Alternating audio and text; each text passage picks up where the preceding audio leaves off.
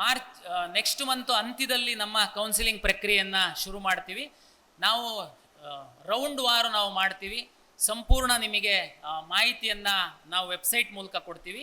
ಮತ್ತು ದಾಖಲೆ ಪರಿಶೀಲನೆ ಬಗ್ಗೆ ಒಂದು ಬಿಟ್ಟೋಗಿತ್ತು. ನಾನು ಯಾರು ನಮ್ಮ ಕನ್ನಡಿಗರು ಕರ್ನಾಟಕದವರು ಕ್ಲಾಸ್ ಏನಲ್ಲಿ ಬರ್ತೀರಾ ನಿಮ್ಮದು ನಾನು ಹೇಳಿದೆ, ಬಹುತೇಕ ನೀವು ಡಾಕ್ಯುಮೆಂಟ್ ವೆರಿಫಿಕೇಷನ್ ಕಾಲೇಜಲ್ಲೇ ಮಾಡಿಸಿರ್ತೀರ. ಈ ಕೆಲವೊಂದು ವಿಶೇಷ ಕೆಟಗರಿಗಳು ಇದೆ.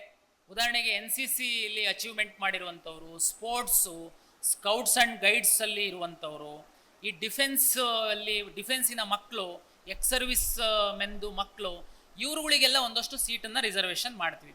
ಅವ್ರುಗಳದೊಂದು ಡಾಕ್ಯುಮೆಂಟ್ ವೆರಿಫಿಕೇಷನ್ ಬಾಕಿ ಇದೆ. ಅದನ್ನು ನಾವು ಮುಂದಿನ ವಾರದಲ್ಲಿ ಟೈಮ್ ಟೇಬಲ್ ಕೊಡ್ತೀವಿ. ನೀವು KEAಗೆ ಬಂದು ಡಾಕ್ಯುಮೆಂಟ್ ವೆರಿಫಿಕೇಷನ್ ಮಾಡಿಸ್ತೀರಾ. ಯಾಕೆಂದರೆ ತಮಗೆಲ್ಲ ಗೊತ್ತಿದೆ, ಸ್ಪೋರ್ಟ್ಸು, NCC, ಡಿಫೆನ್ಸು ಎಲ್ಲರಿಗೆ ಸೀಟ್ಗಳು ರಿಸರ್ವ್ ಆಗಿರುತ್ತೆ.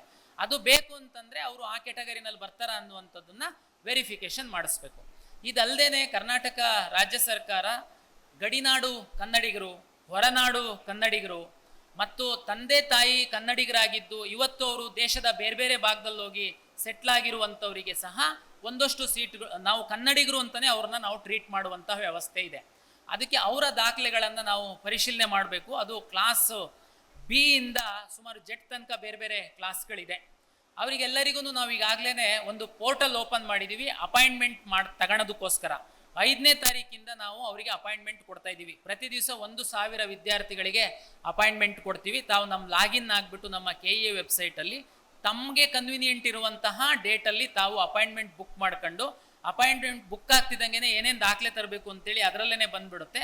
ಅಷ್ಟೊಂದು ತಗೊಂಡು KEAಗೆ ಬಂದು ತಾವು ವೆರಿಫಿಕೇಷನ್ ಮಾಡ್ಕೊಂಡ್ರೆ ತಾವು ಸಹ ಏನು ಕ್ಲೈಮ್ ಮಾಡಿದ್ದೀರ ಅದು ವೆರಿಫಿಕೇಷನ್ ಆಗುತ್ತೆ. ಇದು ನಮ್ಮ KEA ಕೌನ್ಸಿಲಿಂಗ್ ಸಂಕ್ಷಿಪ್ತವಾಗಿ ಹೇಳಿದ್ದೀನಿ. ನೀವು ಸಾಕಷ್ಟು ಯೂಟ್ಯೂಬ್ ಚಾನಲ್ಗಳಲ್ಲೂ ಸಹ ಇದೆ KEA ಬಗ್ಗೆ. ಕೆಲವೊಬ್ಬರು ತುಂಬ ಒಳ್ಳೆ ಮಾಹಿತಿಯನ್ನು ಭಾಳ ವ್ಯವಸ್ಥಿತವಾಗಿ ಹಂಚಿಕೆ ಮಾಡ್ತಾರೆ, ನೋಡಿ, ನಾನು ಇಲ್ಲ ಅಂತ ಹೇಳಲ್ಲ. ಜೊತೆಗೆ KEAಯಿಂದನೂ ಸಹ ನಾವು ನಿಮಗೆ ಕಾಲಕಾಲಕ್ಕೆ ಏನು ನಮ್ಮ ಅಧಿಕೃತವಾದ ಮಾಹಿತಿ ಇದೆ, ಏನು ಪೋಷಕರು ವಿದ್ಯಾರ್ಥಿಗಳು ಮಾಡಬೇಕು ಅನ್ನುವಂಥದ್ದನ್ನು ಸಹ ನಾವು ಸಹ ನಿಮಗೆ ನಮ್ಮ ಒಂದು KEA ಯೂಟ್ಯೂಬ್ ಚಾನಲ್ ಮುಖಾಂತರ ಸಹ ನಾವು ಪಬ್ಲಿಷ್ ಮಾಡ್ತೀವಿ. ಜೊತೆಗೆ ಈ ಎಲ್ಲ ಮಾಹಿತಿಯನ್ನು ನಮ್ಮ ಮಾಧ್ಯಮದವರಿಗೆ ಸಹ ಕೊಡ್ತೀವಿ. ಹಾಗಾಗಿ ಮಾಧ್ಯಮದವರು ಸಹ ಅಧಿಕೃತವಾಗಿ KEAಯಿಂದ ಕೊಟ್ಟಂಥ ಮಾಹಿತಿಯನ್ನು ಭಾಳ ವ್ಯವಸ್ಥಿತವಾಗಿ ನಿಮಗೆ ಮುಟ್ಟಿಸುವಂಥ ಕೆಲಸ ಮಾಡ್ತಾರೆ. ಹಾಗಾಗಿ ನಾನು ನಿಮಗೆ ಕಳಕಳಿಯಿಂದ ವಿನಂತಿ ಮಾಡಿಕೊಳ್ಳುವಂಥದ್ದೇನು ಅಂತಂದರೆ, ನೀವು ಅಧಿಕೃತವಾಗಿ ಕೊಡುವಂತಹ ಮಾಹಿತಿಯನ್ನು ನಂಬಿ ತುಂಬ ಜನ ಈಗ ನಿಮಗೆ ಫೋನ್ ಮಾಡ್ತಾರೆ, ನಿಮಗೆ ಕಾಂಟ್ಯಾಕ್ಟ್ ಮಾಡೋದು ಟ್ರೈ ಮಾಡ್ತಾರೆ, ಮಿಸ್ಗೈಡ್ ಮಾಡ್ತಾರೆ. ಇವರು ಎಲ್ಲರೂ ನಾಳೆನೇ ನಿಮ್ಮದು ಅಡ್ಮಿಷನ್ ಆಗಿಬಿಡುತ್ತೆ, ನಮಗೆ ಸರ್ಕಾರದಲ್ಲಿ ಪರಿಚಯ ಇದ್ದಾರೆ, ನಮ್ಮ KEA ಹೆಸರು ಹೇಳ್ತಾರೆ ನಿಮಗೆ, KEA ಒಳಗಡೆ ನಮಗೆ ಫುಲ್ ಕನೆಕ್ಷನ್ ಇದೆ, ಫುಲ್ ಇದೆ, ನಾವು ಎಲ್ಲ ಮ್ಯಾನೇಜ್ ಮಾಡಿಬಿಡ್ತೀವಿ ಅಂತ ಯಾವುದು ನಂಬಕ್ಕೆ ಹೋಗಬೇಡಿ.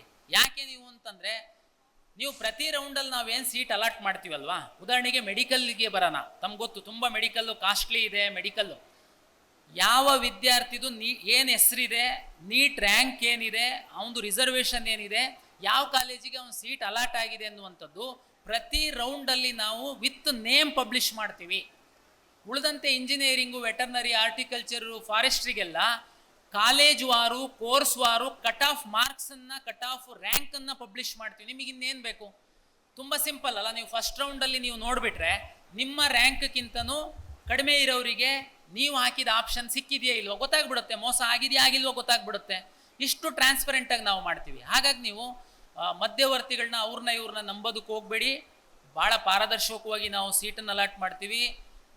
ಬಡ ಮಕ್ಕಳಿಗೆ, ಮೆರಿಟೋರಿಯಸ್ ಮಕ್ಕಳಿಗೆ ಎರಡಕ್ಕೂ ನಮ್ಮಲ್ಲಿ ಅವಕಾಶ ಇದೆ. ಬಡ ಮಕ್ಕಳಿಗೆ ರಿಸರ್ವೇಷನ್ ಇದೆ, ಮೆರಿಟೋರಿಯಸ್ ಮಕ್ಕಳಿಗೆ ನಿಮಗೆ ಗೊತ್ತು ಜನರಲ್ ಮೆರಿಟ್ ಸೀಟ್ ಇದೆ. ಹಾಗಾಗಿ ಅತ್ಯಂತ ಹೆಚ್ಚು ಸೀಟು ನಮ್ಮ ಹತ್ರ ಇದೆ KEA ಮುಖಾಂತರ ಅಲಾಟ್ ಮಾಡುವಂಥದ್ದು. ಹಾಗಾಗಿ ಫಸ್ಟು ಪ್ರಿಯಾರಿಟಿ ನಮಗೆ ಕೊಟ್ಟು ನೀವು ನಮ್ಮ ಕೌನ್ಸಿಲಿಂಗಲ್ಲಿ ಭಾಗವಹಿಸಿ ನ್ಯಾಯಯುತವಾಗಿ ಮೆರಿಟ್ ಸೀಟನ್ನು ತಗೊಳ್ಳಿ. ಯಾವ ಕಾಲೇಜು, ಯಾವ ಕೋರ್ಸು ಬೆಸ್ಟು ಅದು ಎಲ್ಲ ನಾನು ಬಹುತೇಕ ಹೇಳಲಿಕ್ಕೆ ಸೂಕ್ತ ಆಗಲ್ಲ. ತಾವು ಎಕ್ಸ್ಪೋದಲ್ಲಿ ಸಹ ಸಾಕಷ್ಟು ಕಾಲೇಜಿದೆ, ತಾವು ನೋಡಿ ಸ್ಟಡಿ ಮಾಡಿ ಯಾವುದಕ್ಕೆ ಫ್ಯೂಚರ್ ಇದೆ, ಯಾವುದು ನಿಮಗೆ ಇಂಟ್ರೆಸ್ಟ್ ಇದೆ. ಪೇರೆಂಟ್ಸು ತುಂಬ ಒತ್ತಾಯ ಮಾಡಿ ನಮ್ಮದು ಫೋರ್ಸ್ಫುಲಿ ಅವರಿಗೆ ಸೀಟ್ ಅಲಾಟ್ ಮಾಡಿಸುವಂಥದ್ದು. ಲಾಸ್ಟ್ ಟೈಮು ಆ ಮಗುಗೆ ತುಂಬ ಹಠ ಮಾಡಿ ಒಂದು ಕಾಲೇಜಿಗೆ ಸೇರಿಸಿ ಕೊನೆಗೆ ಸೀಟು ನನಗೆ ಬೇಡ ಅಂತ ಬಂದರೆ, ನಮ್ಮಲ್ಲಿ ಏನಂದರೆ ಲಾಸ್ಟ್ ರೌಂಡ್ ಆದಮೇಲೆ ಏನಾದರೂ ನೀವು ಇಂಜಿನಿಯರಿಂಗ್ ಸೀಟ್ ಕ್ಯಾನ್ಸಲ್ ಮಾಡಿಸ್ತೀವಿ ಅಂತ ಬಂದರೆ ಫೀಸು ಪ್ಲಸ್ 5 ಟೈಮ್ಸು ಫೈನ್ ಹಾಕ್ತೀವಿ. ತುಂಬ ಬಡವರಿತ್ತು ಅಂತಂದ್ರೂ ನಿಯಮದಲ್ಲಿ ಅವಕಾಶ ಇಲ್ಲ. ಕೇಳಿದರೆ ಇಲ್ಲ ನಮ್ಮ ಅಪ್ಪ ಫೋರ್ಸ್ ಮಾಡಿ ಕೊಡಿಸಿದ್ರು, ಸೇರಿದೆ, ಬಟ್ ನನಗೆ ಇಷ್ಟ ಇಲ್ಲ ಅದು.